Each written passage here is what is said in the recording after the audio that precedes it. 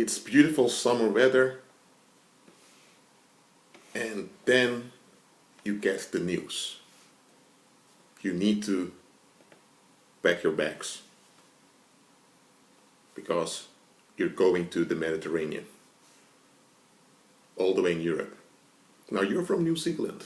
You were born there. You have your family there. Your life is there.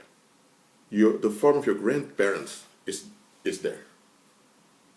So instead of you watching after the goats and the sheep and the other livestock, you now are putting on a suit with sun symbols on it because you will receive weapons to fight the Ottomans. The Ottoman Empire was an Islamic empire. When it fell apart, the biggest part of it was reformed into Turkey. So Turkey is the successor of the Ottoman Empire. So you as this New Zealander has to go and fight the Ottomans in Europe. And why? Because the Ottomans are on good terms with the Germans. So you have the German Empire. Those empires are friends with each other, and the Germans are good with the Austrians. The whole reason why this conflict, this conflict escalated was because there was this heir apparent who had this crown prince of Austria-Hungary. He was shot by a Serbian. Now, why didn't they just deal with that Serbian guy? Why didn't they just execute him? Finished. No, it escalated into one big fight, diplomatically, and eventually it became militarily, because the people were upset because of what happened. So when you hear all about this on your way to the Mediterranean, you think, huh? What am I doing here? So King George and the British Parliament declared war on Germany because Germany allegedly invaded France and Russia. So then you think, why didn't the French and Russians deal with it together? No, you have to come all the way from New Zealand, which quote-unquote got its independence in 1907, but still the King of the United Kingdom is also the King of New Zealand. So the King of New Zealand ordered you to sacrifice your life for the glory of the kingdom. In this case, that kingdom is New Zealand, which is part of the British Empire. So you arrive there and you need to fight. But then you realize, hold on a minute, those men that are the enemy have wives, they have kids, they have mothers that give birth unto them. They're vulnerable creatures also. Then you think, what is this? Why are we here agitated to kill other men whom we don't know, who didn't do anything wrong to us, only because some Serbian killed some random Austrian who happens to be the crown prince of the Austro-Hungarian Empire? And then you think this situation doesn't add up. And indeed it doesn't add up. Now this was a parable. That's how it went in practice during the First World War. You had troops from the dominions, which were the independent kingdoms of the British Empire. And those white men, not only white men, but those men had to come all the way to Europe to fight those evil Ottomans or those evil Germans. Now there were English boys from England that went and fought, but for the empire to validate itself, a lot of blood needs to be spilled. That means blood from all over the empire. So the Napoleonists who ruled the world back then, they had a mass blood sacrifice. It was called the First World War. And even then, there were soldiers that stopped the war for Christmas. So at Christmas, at the front lines, they had Christmas together. they realized this is messed up, this doesn't add up. But mankind didn't learn from it, so you had the Second World War. Then you had the Cold War. Now, then you had a short period of disintegration. Then now you have the War on Terror. That's how it goes on and on and on. And what most folks don't realize is that it's all scripted. All wars are hoaxes. The only thing that's real about the military are the soldiers. Or if it's the Navy, the Marines, or the maritime officers. They are the only ones that are real. Let me repeat, the only thing real about the military are the troops. Nothing else.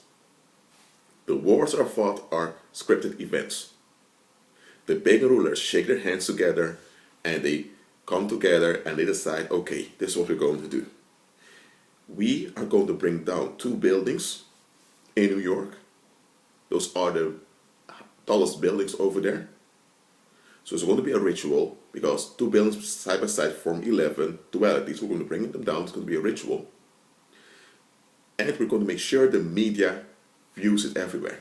So we're going to traumatize a lot of folks. And then we're going to say that it's some guy living in a cave in Afghanistan who orchestrated it.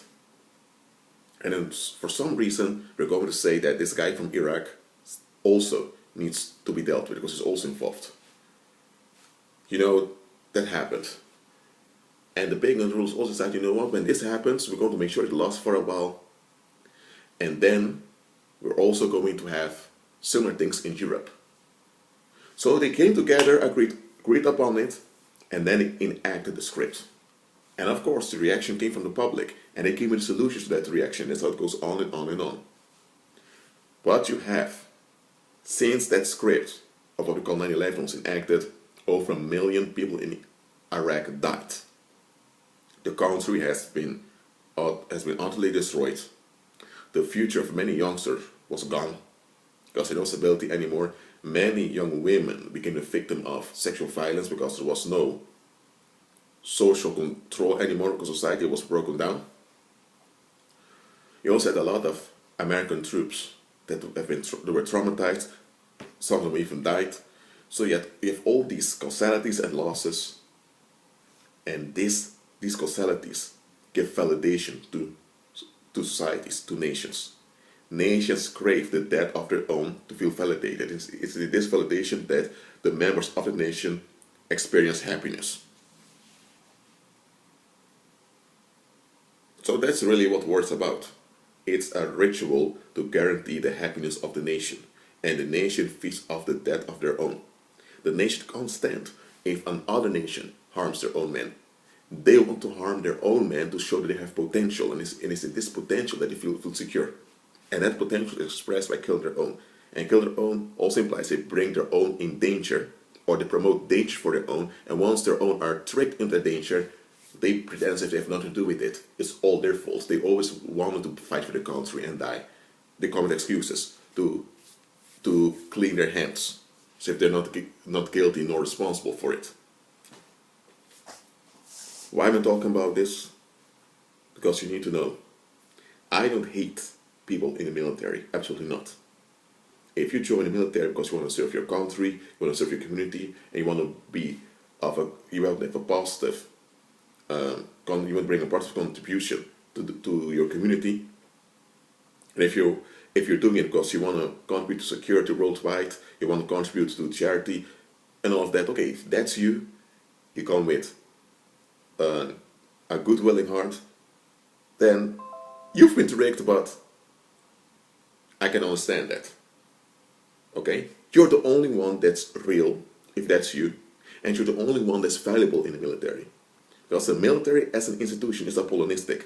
It's designed to bring blood sacrifices onto Apollo. That's why all military worldwide uses sun symbolism. Why? Because those that own those institutions, the military, worship the beast. That's why they sacrifice the lives of young men and also young women to the beast. So you're the one with value joining that institution, which is the military, and you hand over your value, and later they throw you away. That's how they do it. And they expect you to fall apart soon afterwards.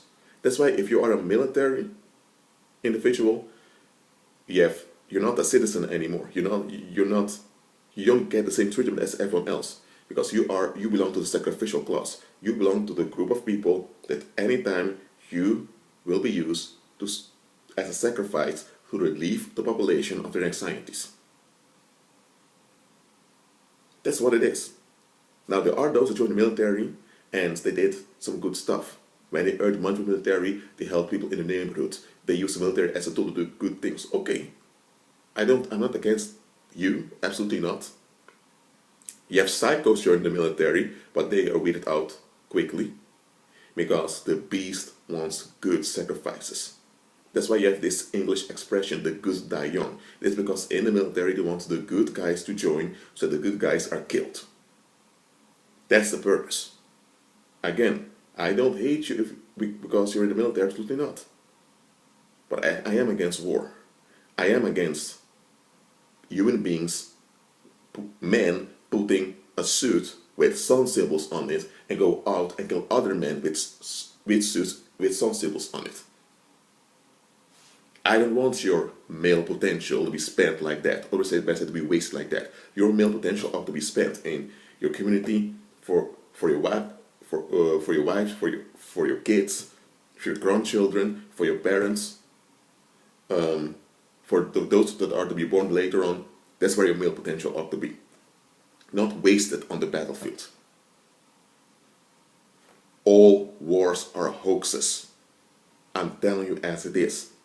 All of them are hoaxes. You have civil war when tensions break out in a community, but that often is also orchestrated, also caused by the pagan rulers.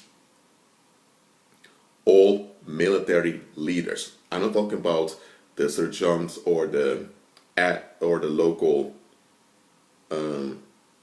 lieutenant, I'm talking about those that decide over the military. Those commanders-in-chiefs, they're all Apollonists. They all worship the beast. They know the game. They agree on the game. They are the script writers of the game.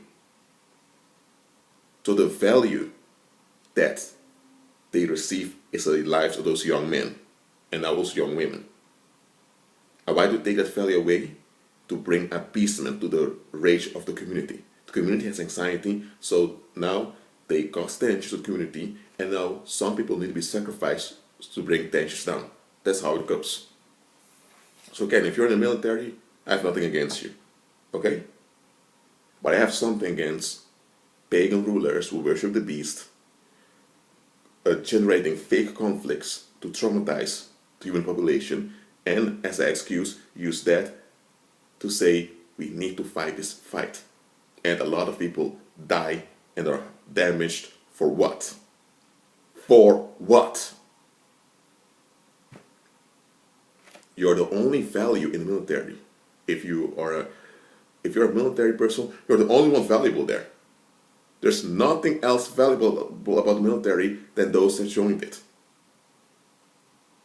There's nothing else valuable about it. Okay? Well, that's it for now. Keep agreeing with Christ and be at peace.